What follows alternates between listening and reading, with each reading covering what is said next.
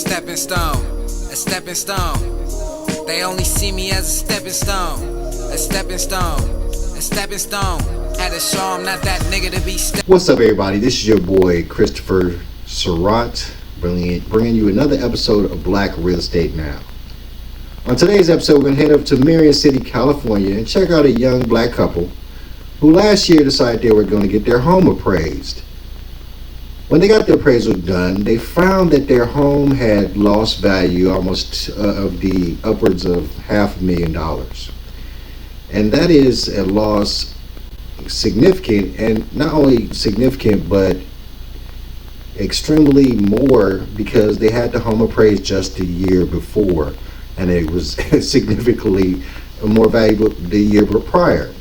So of course this put their antennas up, and they decided that they were going to have the home appraised again, but this time they were going to whitewash it. What is whitewashing, you ask? Whitewashing is when you remove all things in the home that show that a person of color lives there. And then on top of that, they had a friend of the Caucasian persuasion show the home to the appraisers this time around.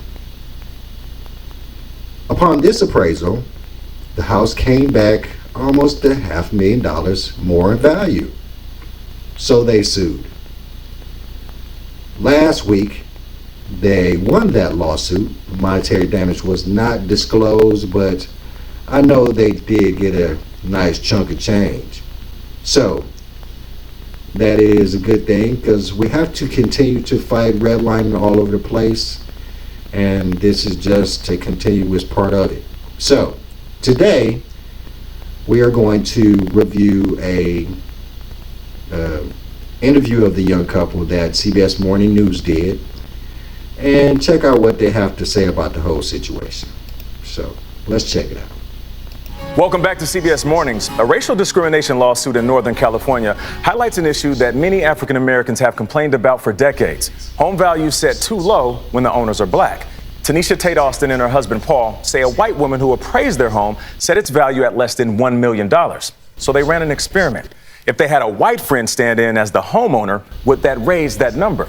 Anna Werner shows what they found. This was completely different. Paul and Tanisha Tate Austin have been remodeling and improving their Marin City home ever since they bought it 5 years ago. So you open this up, Open this whole up. thing here. Yeah. Gutted the entire kitchen. So when mortgage rates were low in early 2020, they jumped at the chance to refinance, something they had done in 2019 to take advantage of the home's higher value, generating more cash for additional improvements. That year, it appraised at over $1.4 million, but now, a year later, just $995,000. And when it came in so low, we both were like, oh, this is wrong. And so the impact of that number for you was what? Significant. I mean, it's the financial impact, but it's the emotional impact. It's the feeling every day, like the tax of being African American in this country. Like, you don't know. It's a coin toss. You're not for sure what's going to happen. That is a good point. I always keep talking about it, the tax of being black, and you just never know when you're going to pay it. A lot of us are not in the victim mentality, so we don't really care or try to worry about what others think, but there are a lot of people out there that people's biases against them could affect them a lot. Financially, like in this situation, housing, employment, there's all types of things or situations where a black tax could hurt a person of color. And the hope is that we've come a lot farther in the world, that we'll get to the point where there are no black taxes levied on people of color. But let's face it, it still happens, and we still have to fight against it. So let's continue. So for a second appraisal, they decided to do something they felt would get them a better number for sure, with the help of a friend named Jan. You said, let's do what? So I just said to Jan, I was like, we had a low appraisal. Will you be me? She's like, of course, I'll come over. And the thing to know about Jan is? She's white. With Jan now playing homeowner, they cleared away their own photos and art. We had to take down everything. Yeah. Like all of our art that you see around our homes, pictures, anything that's essentially resemble that this home belongs to a black family. It's like anything that was reminiscent of you and what you care about. Yes. You had to take down. Yeah. Yes. After what they call their whitewash, the new appraisal came in, nearly $1.5 million, close to $500,000 more than the appraisal roughly a month before. You feel a sense of relief, like I told you, but then you feel a sense of sadness, like, oh my goodness, like I can't believe that it appraised for. We had to do what we had to do in order to have our house appraised for what it should have appraised for from the start. It's messed. It's just sad that they had to do it. It's just sad that in the world we live in, you still have to do this. But of course, that's where, the importance of working with people with good character, good vetting of the people that you're working with, research about who they are, and try to understand how they think. And it's not fail-proof, because people can lie, people can put on a mask, but you have to do as much as you can possibly to vet people that you're doing business with, because just try your best to avoid situations like this. Let's continue. Right? Like we shouldn't have to, I mean, you might as well say it's heartbreaking. And they say it proves the first appraisal took race and historical demographics into account in violation of the Fair Housing Act. They're now suing the appraiser, who is white, claiming she used unsuitable, racially biased comparable home sales or comps in determining their home's worth, giving it a low market value. They're not the only ones whitewashing their homes to find out if they'll get a better appraisal. Black families in Indiana and Ohio did the same with similar results. A recent study finds homes in the nation's black neighborhoods are often undervalued by an average of $48,000. And that's, one of the real horrible things about this is that, the Austins probably would, if it would have came back, $15,000-$20,000 lower, that's not, you don't really bat an eye at that. But theirs came back $500,000 lower, which, of course is going to raise anybody's eyebrow. But there are people all across the world who this is happening to, and it's just happening in smaller increments, 10,000 here, 20,000 there, 50,000. And this is very important, specifically in black neighborhoods where we're all trying our best to get our generational wealth built up. And when this happens, it just puts you behind the 8 ball. So let's continue. It left me just with a realization that America hasn't gotten as far as it may think it has when it relates to race. CBS News reached out to the appraiser and the company for comment, but have not heard back. We really want people to understand that the practices of the appraisal system perpetuates black people, people of color, from being able to build wealth in their communities, and that has to stop. For CBS Mornings, I'm Anna Werner in Marin City, California. I think he said it best when he said that's messed up. Here we are in 2021 and this is still an issue. Yeah. 2023, and it's still an issue.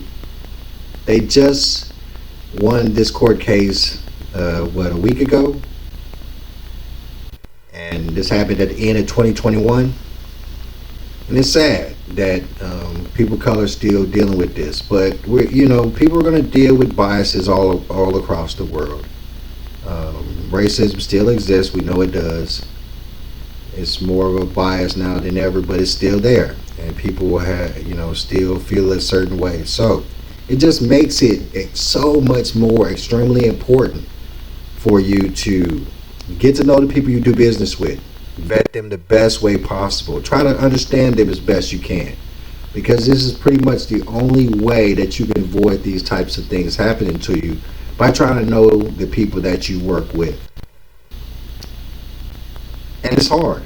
It's not going to be easy. It's You know, people are gonna stab you in the back. That's the big thing with all these talking points about women and all that kind of thing. But you know, people are people. People are individuals.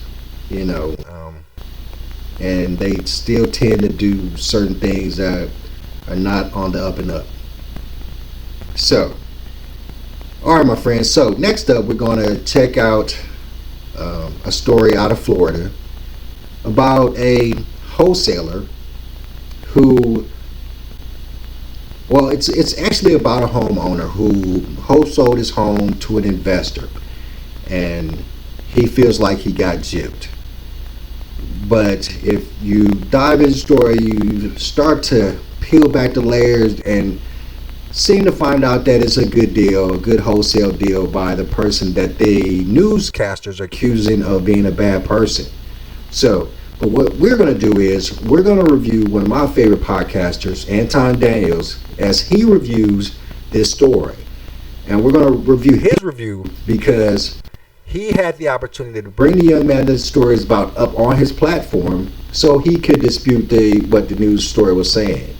And not only that, he got the opportunity to speak to another young gentleman out of Florida that had said some disparaging things about him because of the news story, and they were able to squash their beef. And Anton Daniels was a great mediator in that situation, and that's what kind of men that we as people need in the world, that can not push us apart but bring us together. And that's the kind of world we really need today. So we're going to check out this story. Please check out Anton Daniels. He's a fantastic podcaster. He has a couple of fantastic podcasts. So, but let's check this out. A home in Florida doesn't have to be as complicated as you think. You can actually transfer ownership just by signing a special deed and having it notarized. People usually do that in cases of divorce or giving a home to their relatives, but beware of potential scams to cheat you. Investigative reporter Terry Parker here to explain how the same process can make you vulnerable to unknowingly signing away your home. Terry? Todd and Felicia, that's what a senior homeowner in Fort Pierce says happened to him. I'm reading super chats throughout the show. Make sure y'all tap into the Patreon link is in the description as well as pinned to the top of the chat. According to court documents, he signed away his home for $10. Now he's being evicted and has no place to go. I looked into his story to see how it happened. Let me read this really quickly. Gigi says, hey, Anton, I sent you a DM on this story because the person they're painting to be the bad guy is my boyfriend. Okay. And the story was painted wrong. I was there and have the facts. Carlton has the facts. Hey, Gigi, if your boyfriend want to come on the show, let me know and I'll drop the link in the description and he'll be able to come up and defend himself. How about that?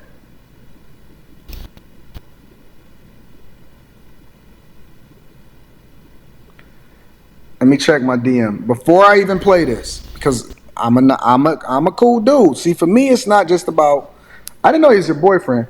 If he wants to come up on the panel in order to have this conversation with me, I'm going to drop the link for you, okay? Just tell him to come up. See, and Anton's a cool dude. So, and of course, this is the beauty of it. We have a news story that's going to paint somebody in a negative light, and if it wasn't for Anton Daniels, this young gentleman would not have any opportunity to dispute what the news story is saying. And he even said that he contacted them and they still made him pay that black tax and put him on blast like he was the bad party. So what we're going to do, we're going to move ahead to when he brings the young gentleman up. That's where it really starts. So let's check it out.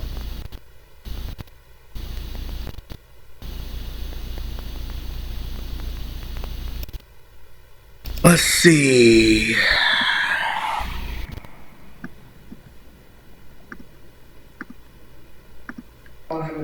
What up, big dog?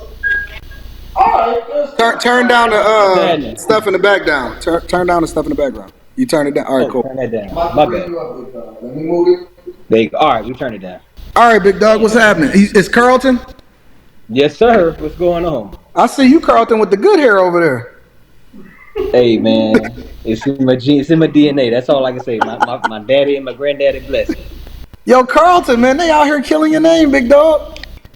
Yeah, hey, 100, man. Thanks for letting me come on. I mean, you could play the story, and we could go through it together. And I just let me just say this: the news let me talk on this story for about 20 seconds. I literally, when we met, I talked for 5 minutes. They aired none of my side of the story. So, all right, so I'm gonna play the story. And I'm gonna play the story, and then I'm gonna let you come back and then be able to say whatever it is that you want to say as a result of it. Okay? Okay, rebut everything. That's cool. Yep. All right, bet. So I'm gonna minimize this, I'm gonna maximize this, and then I'm gonna play the story, and then you can come back and say what you want to say. Okay. Claude Fry is selling his mother's trinkets in his driveway, hoping to make a little cash. So you consider this your home? Yes. After 23 years of living here, Fry is being evicted because somehow Fry signed over the deed to his house for a mere $10, a house that just sold to a third buyer for $185,000. Like I said, everybody's just been taking advantage of me because I'm just that kind of nice guy, you know. Neighbor Vince Erico says when he found out Fry was being evicted, he looked up the property records. There's definitely something wrong there. And he gets nothing. I think he got $1,500. In 2020, Fry's mom died, and he says he got behind in the mortgage. I would have never probably got behind so bad if it wasn't for my mom dying and me being the only one here. And I took it really hard. Now, Carlton, before I continue to play this, what you doing business with people with no teeth? Bro, you gotta. Hey, you an investor, bro. You gotta get the deals how they come, man. But all right, hold on. Let me finish playing the video. Carlton is so right. Being a licensed real estate agent and a wholesaler, if you're doing wholesale businesses, you are dealing with a sector of people who are really looking to sell their homes and make money really quickly. And that's how you get a good wholesale deal, is to find people who in some cases are in like a bind or need money quickly. And that's how wholesale deals get done. So this young gentleman or old gentleman or whatever kind of gentleman this is your common wholesale seller. So let's get back to it. All right, let me finish playing the video. We're going to come through, Carlton. Hold on. The bank foreclosed, and Fry asked a man he knew for help. He says in 2021, Thomas Brinson promised to take over the mortgage payments. So Fry signed a deed transferring the property to Brinson for $10. And Brinson would let Fry live in his house. But later, court filings would say that Fry didn't realize what he was signing. Once I signed paper, and I didn't realize that gave him the right to sell it. And evict me. Brinson says the house and Fry were a headache, too much stress and money. So 6 months later, Brinson signed the house over to Carlton Darville, a real estate investor. Darville won't say how much he paid Brinson. This recorded deed shows a payment of $10 and other good and valuable consideration. Then in December 2022, Darville flipped the house, selling it for $185,000 to a New York-based LLC, according to county records. When Fry hadn't vacated by January 25th, the new owner filed for eviction.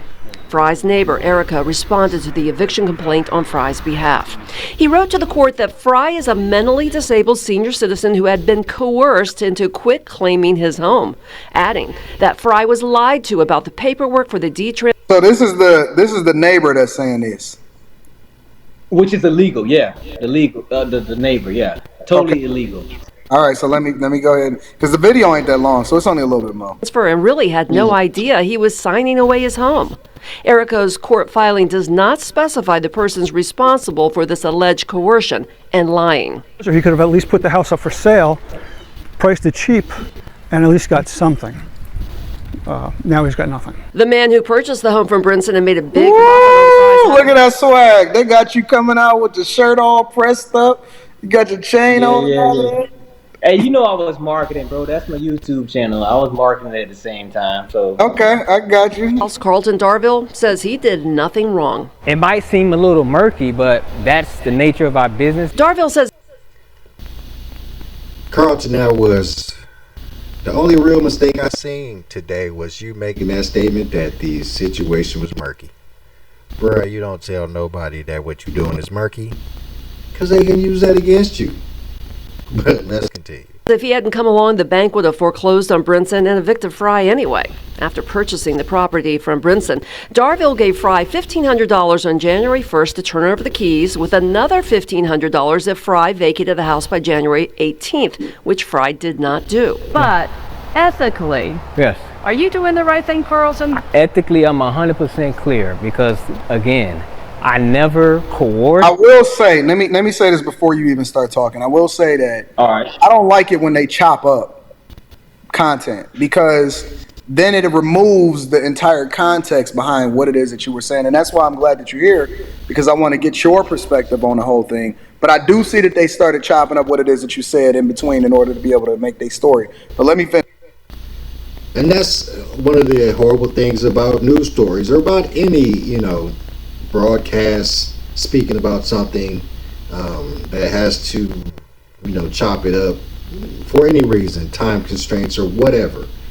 You lose some parts of the story, you lose some parts of the feeling of the story, and people like Carlton don't get an opportunity to say their side of the story. And the story ends up being one-sided, just like this story is, because this story is completely paints Carlton in a completely negative way, and come to find out he was pretty on the up and up.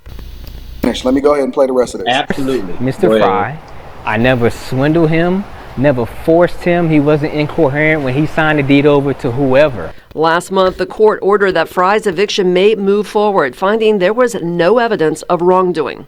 Darville says Fry should have consulted a lawyer. But the crucial mistake, the unwise, bad decision that Claude made in 2021, he signed it away. And now Fry has some advice. Don't sign anything until you're sure, or have a lawyer look into it. I didn't have a lawyer, he did. All right, so. Yes, sir. All right, so In his court filing, Erica wrote to the judge that the case is currently under an investigation. When asked about this, the St. Lucie County Sheriff's Office provided us with a redacted police report regarding a possible fraud case, but said since it's ongoing, they can't comment. No charges. All right. Based off of this and what's being said on this, they saying that it's not necessarily illegal what you did, but it's not necessarily ethical either. All right, so now it's your opportunity. You got the floor. You can say whatever it is that you want to say when you want to say it. Okay, so again, I thank you for bringing me on, man. But legally, I'm just gonna state all the legal facts because my attorney is working on this as we currently speak. We going after the news reporter, and it's a bunch of gurus on Instagram and on YouTube putting out the story 100% false, saying I stole the house for $10. All right, let's start with some facts that they totally left out. Mm-hmm. When Mr. Fry was evicted, he did not own the home. That's fact number one. Fact number two, I didn't do any legal dealings or transaction with Mr. Fry. I purchased the house from another investor. Okay, so wait a minute. Let's start on the first one. So you said when he was evicted, he didn't own the home. No, he signed away his house June 2021. But he signed it. Okay, so you the wholesaler. I was wholesaling the deal, but guess what? I did not end up wholesaling. I actually purchased it with hard money. Okay, so you had a hard money loan? Yes, sir. Okay, so for the people in the audience, I want to bring them up to speed because these are terms that you and I understand because I'm in a real estate, you in a real estate, but the general audience may not necessarily understand. So explain wholesaling to the audience because for a lot of people, they just say it's a middleman, right? Explain wholesaling to the audience so that they can better understand what it is that you're saying. So essentially, you are a middleman in a transaction. So if I'm the wholesaler, for instance, like this house, I wanted to wholesale it, but once I got all the facts, I'm like, no, the better play is to buy it and resell it as the actual owner. So wholesaling. So let me try because we got to get a C student's perspective, right? So wholesaling in a nutshell, right, is finding real estate opportunities for people that then have the capital to be able to complete this real estate opportunity, and then you make profitability based off of that, correct? In a general. Yes, sir. So what you're saying is that you were wholesaling, so you found the deal, but then instead of you wholesaling it for somebody else to do the deal, you did the deal yourself by taking out a hard money loan. Now, for people that don't know about hard money loans, it's much different than a traditional mortgage. A hard money loan is a loan with a much higher interest rate, and you usually take out a hard money loan either for construction or to get things done on the house or to make a quick deal. But then you turn over that deal much quicker so that you can pay off the difference of the hard money loan, and then you keep the rest of it from a profitability perspective. Correct?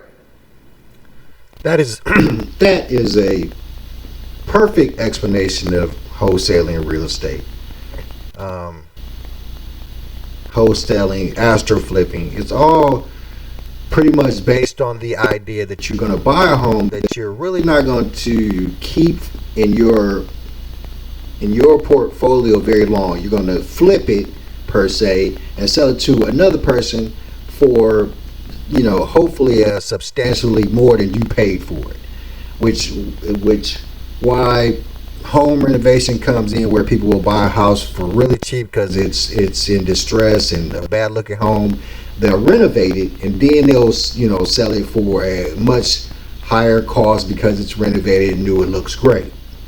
Some people will buy a home, and in cases where they're buying a home, they buy it even if it's distressed, and they try, the idea is to get it for an extremely cheaper price than market value, and then sell it to somebody else to as close to market value as possible.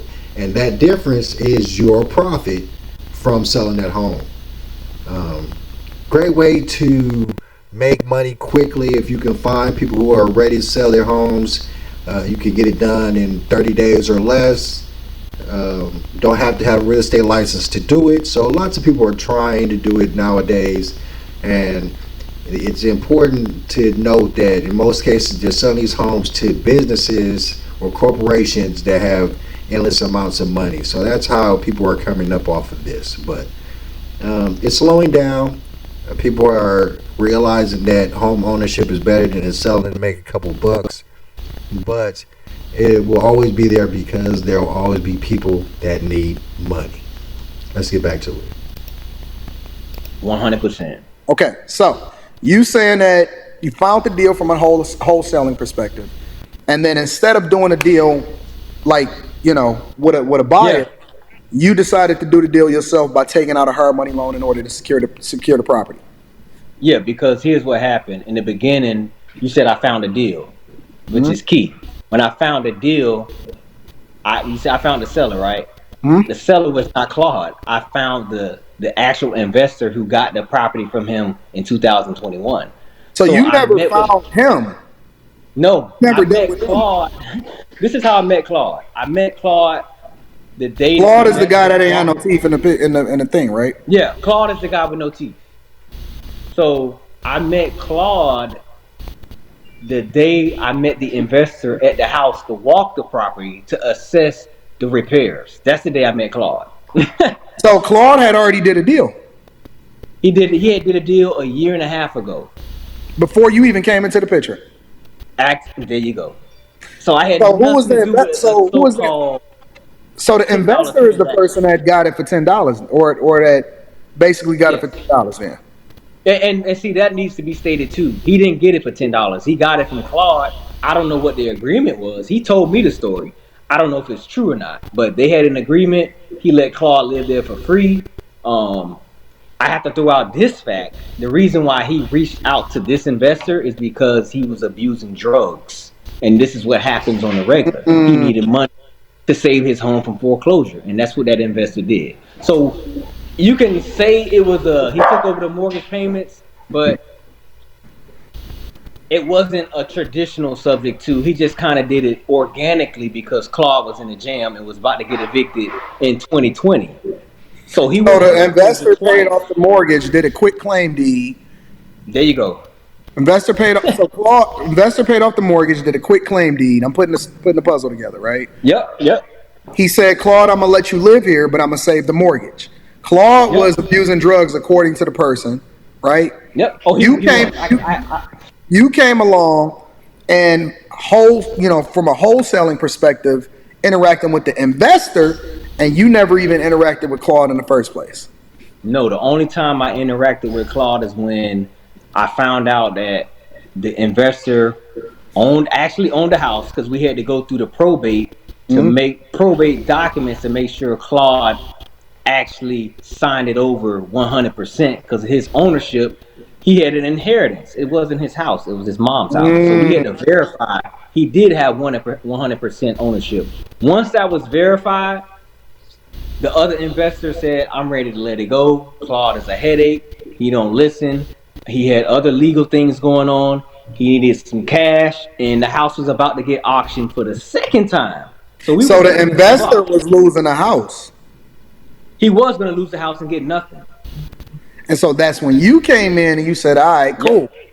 I got a deal. So and that's what happened. You don't have to disclose this information, right? How much did you do the deal for?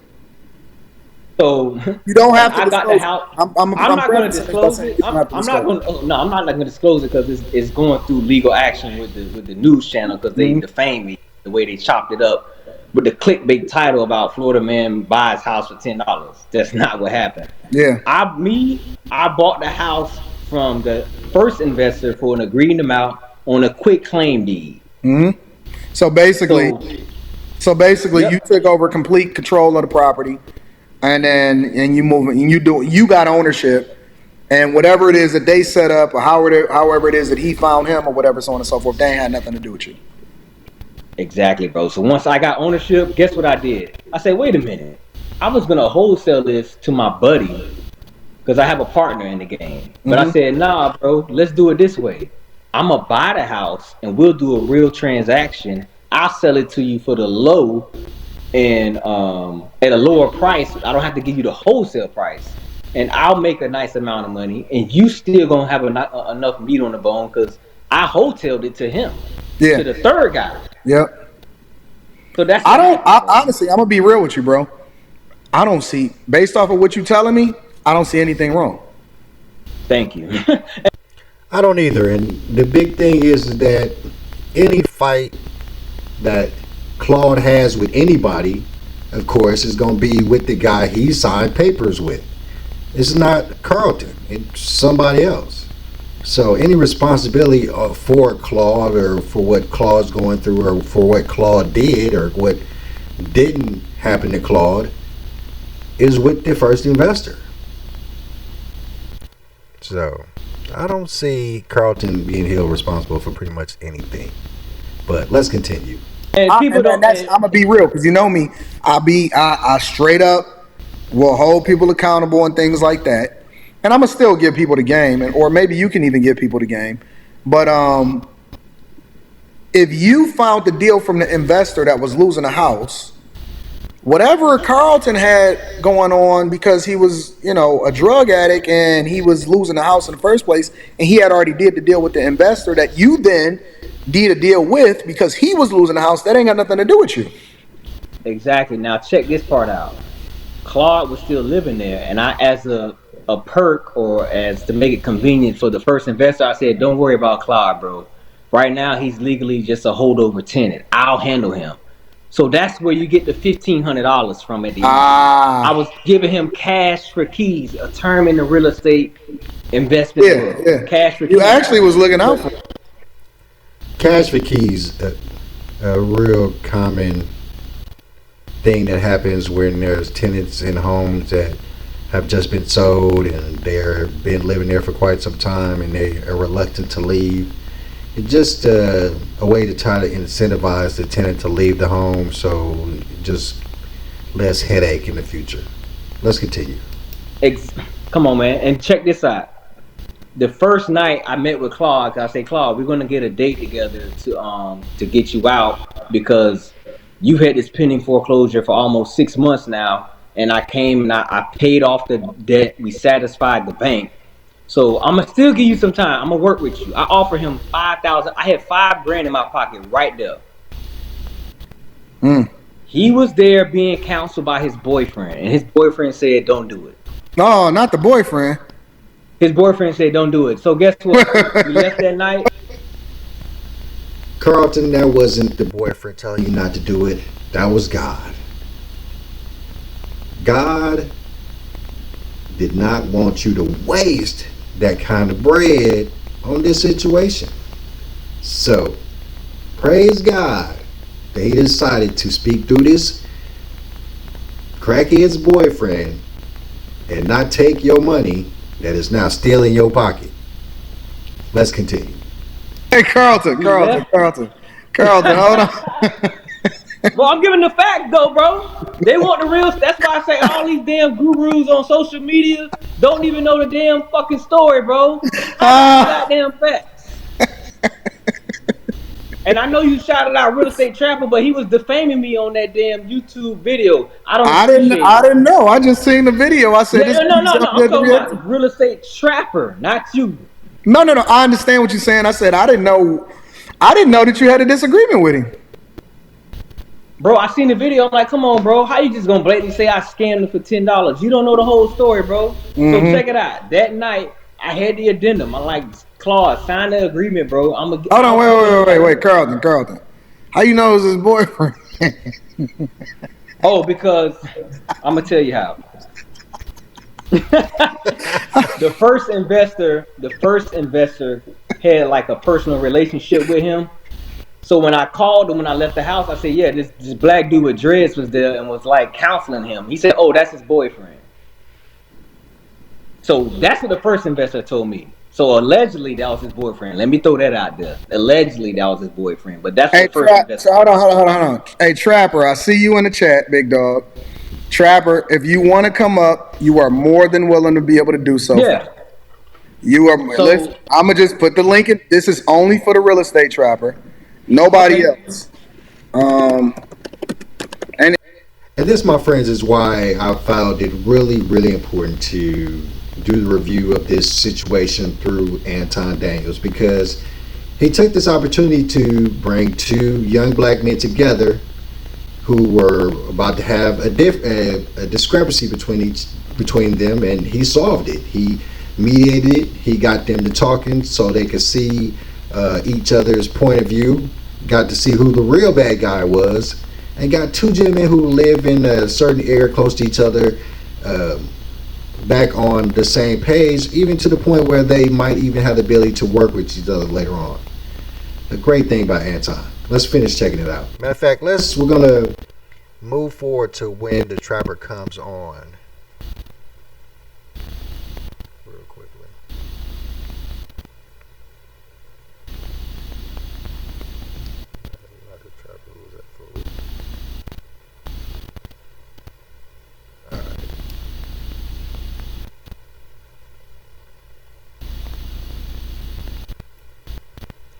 And I said Terry.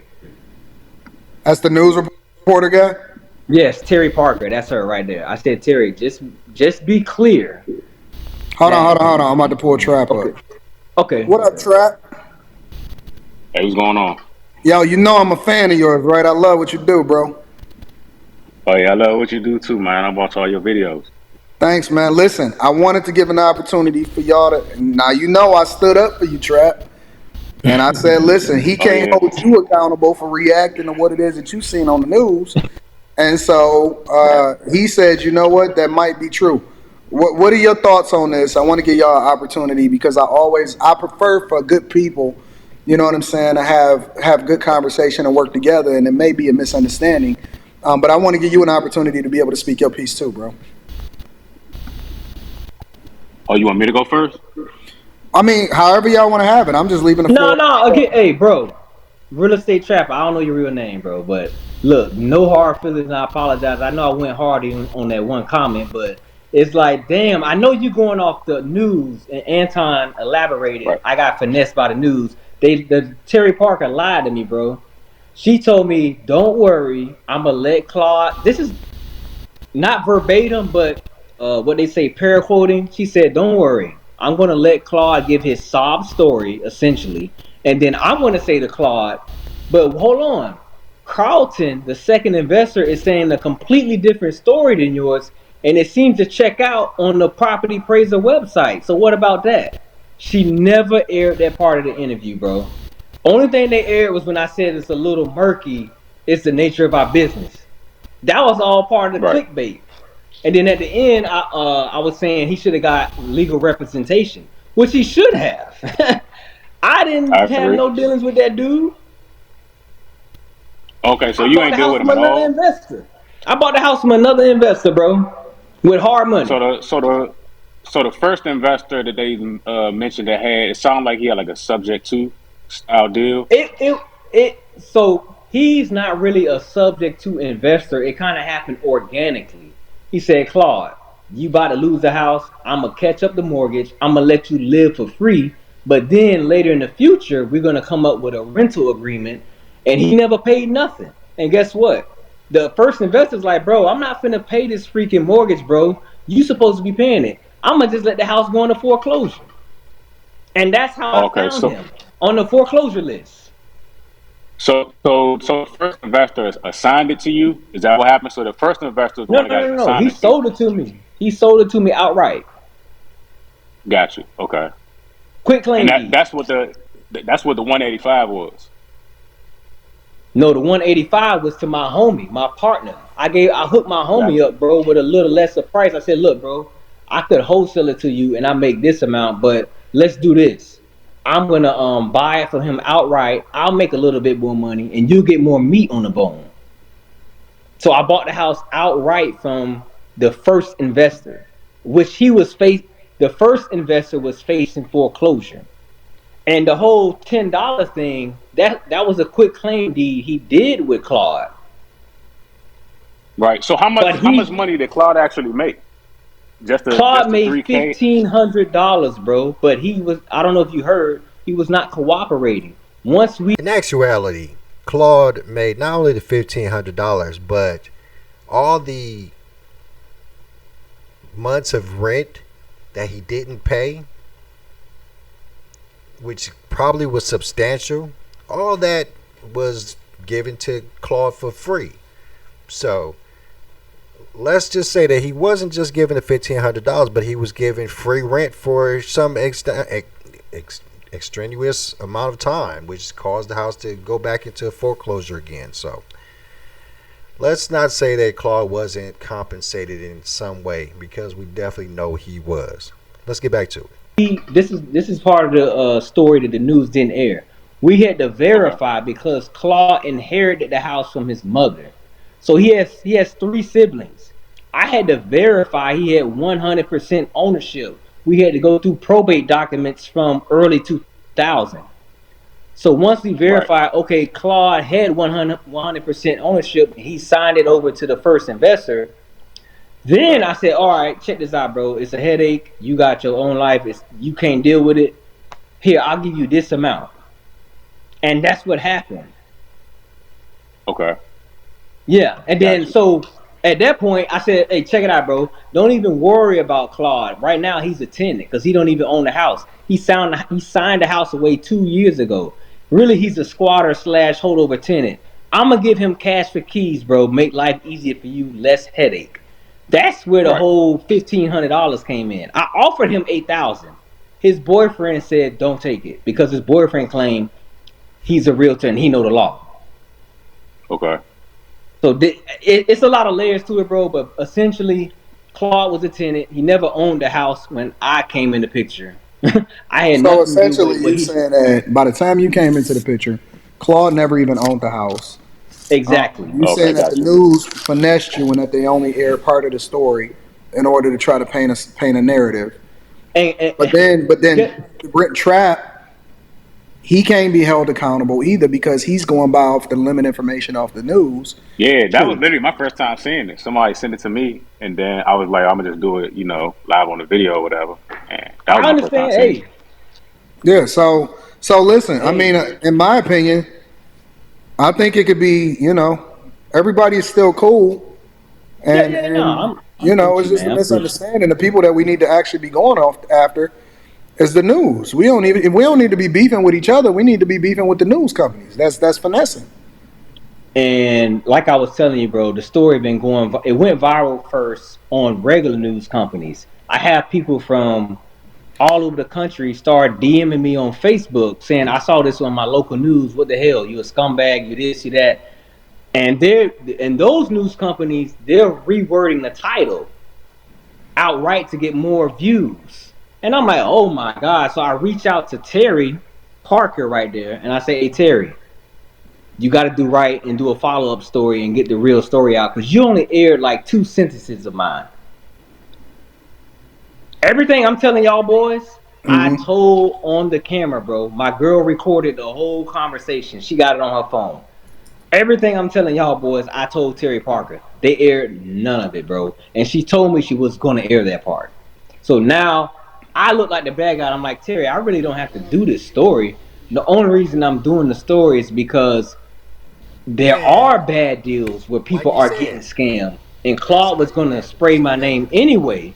So I was like, let me just rebut him right there on the camera. And I have I got all the documents, the facts to back me that he didn't get scammed. And no one gave him $10 for his house because he never owned it. Information you can. So that's the whole scam with the, I'm sorry, not the scam, but the finesse with the news. They just completely lied. Between people. So now my attorney is handling that though. Work together. But don't worry, by tomorrow morning, I'm gonna do a whole segment on that scumbag news company. Bro, I was trying to reach out. I don't know the laws. Like locally, can other news channels report about other news channels?